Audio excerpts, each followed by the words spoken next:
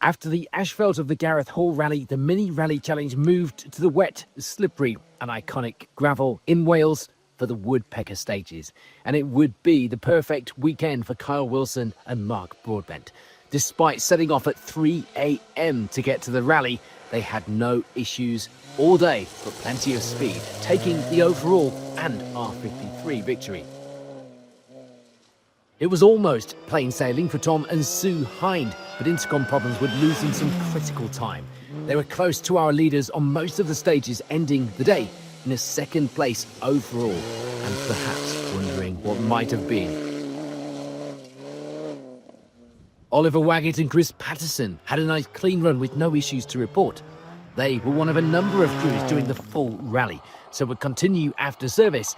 And after the Mini Rally Challenge results had been worked out, they would take third place overall and in the R53 class.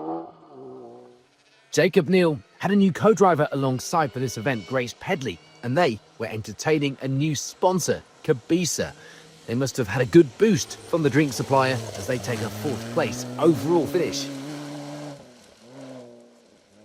A damaged shock on stage 3 would slow progress for reigning junior rally champion Charlie Matthewson and Ian Bass. The truth is they just didn't feel that they were on the pace that they should have been and couldn't quite put their finger on it. Perhaps the shock absorber having something to do with that, Charlie, ending the day 5th in R53. David Ellis and Rhys Griffin, though, would have a trouble-free rally to take 6th in the R53 class. No issues to report, delighted with their day's work. And a good, consistent run for Rob Fisher and Charlotte Wainwright sees them managing to take 7th in the class, just a second up on the crew behind after a great battle.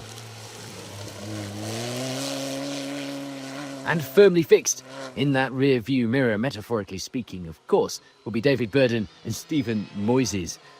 Out in a new car after that big roll for the Green Tiger on the Pendragon stages. This, Dave's first Forest event as well, and impressive with his family looking on. Tim Bradshaw and Steve Harris will be doing the full rally this weekend as well, and would have a nice clean run throughout.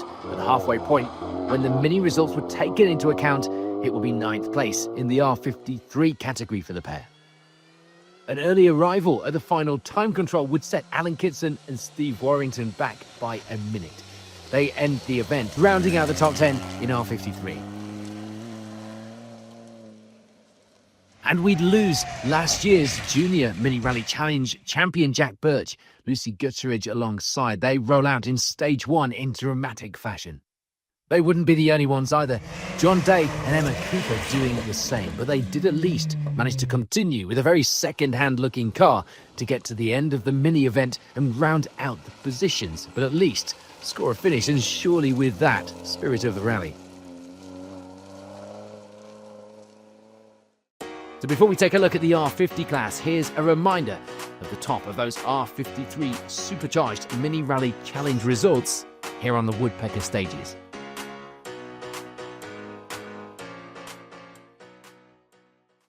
Onto the R50 category then, for normally aspirated mini rally challenge cars, and there'd be a bit of a scare for Sven Grube and Alfie Element. They get a maximum for a stoppage in the stage, having to convoy through. That, however, was corrected, and they were able to go on to win the R50 class with what had been a pretty awesome drive. It will be a good finish for Ben and Matthew Hearsey as well. They end the rally 2nd in the R50 crews with some good times on the overall mini results as well. And it had been a good day for Julian Fouquet and Glenn Mercer. They have a good clean run to end the rally 3rd in the R50 class this weekend. The long-awaited rebuild after the Sweetland time trial was complete and had been finished just in time for the rally for Andrew Downward and James Coots, the hard work paying off with a 4th place finish in this R50 class. And some good times as the day went on would see Peter and James Sharples taking 5th, and that would see them sitting joint 3rd in the gravel standings as well now. After an impressive performance last time out, winning their class on the Gareth Hall Rally, things didn't exactly go to plan for Paul Green and Andrew's side at this round. A few mistakes not helping things, and a penalty even further adding to their woes and adding a further minute to the times. Kevin and Tana Ablett, you may remember, were doing a bit of showboating, or at least spirited driving, shall we call it, on the Gareth Hall rally. We enjoyed it anyway. This time though, Kevin was under strict instructions from the wife to calm it down. And it seemed to work, a 7th place finish in the R50 class this weekend. And now we all know who the boss really is. This weekend saw a debut for Simon Austin and Dave Vardy, their first rally. A lot of learning throughout the day, and they would get to the finish in one piece.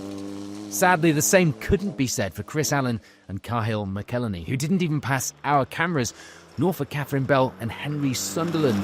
Catherine did pass the cameras on her first ever event in that Spark Mini, but would later roll the car, not making it to the finish.